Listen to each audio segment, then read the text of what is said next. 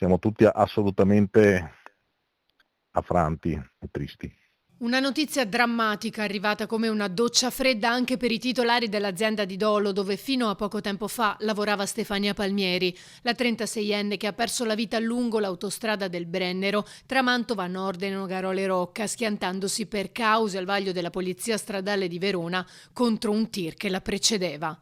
Con lei è morto anche il bimbo che portava in grembo. Stefania era al 9° mese di gravidanza, avrebbe dovuto partorire a breve. Per loro non c'è stato nulla da fare. L'auto era incastrata sotto il mezzo pesante, nonostante i tentativi del personale del 118 di rianimarla a lungo, non c'è stato nulla da fare. Stefania è morta sul colpo.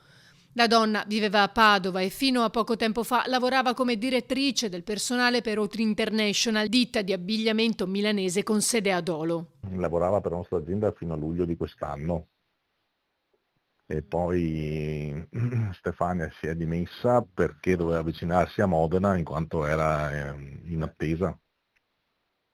È stata da noi un paio d'anni. Era assolutamente amata e ben voluta da tutti, per cui nel suo ruolo sicuramente, oltre magari agli aspetti tecnici, affrontava anche aspetti umani, perché comunque si confrontava con tutte le persone all'interno, facendo gli incontri one to one, piuttosto che anche di gruppo. E ha lasciato un vuoto sicuramente quando ha deciso lei di lasciare l'azienda per motivi suoi privati, e a maggior ragione oggi, perché nessuno si sarebbe mai aspettato qualcosa di questo tipo qui. Stefania, figlia del noto chirurgo modenese Beniamino Palmieri, stava raggiungendo la sua famiglia nel Modenese, dove aveva deciso di rimanere per portare a termine la gravidanza che aveva tanto cercato insieme al suo compagno Lorenzo, di origine padovana ma da qualche tempo all'estero per lavoro, motivo per cui Stefania aveva deciso di tornare a Modena per la nascita del bimbo.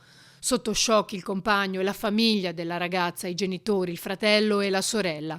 A loro la vicinanza del sindaco di Dolo. A nome della comunità di Dolo esprimo vicinanza e cordoglio alla famiglia e ai parenti di Stefania e della creatura che portava in grembo.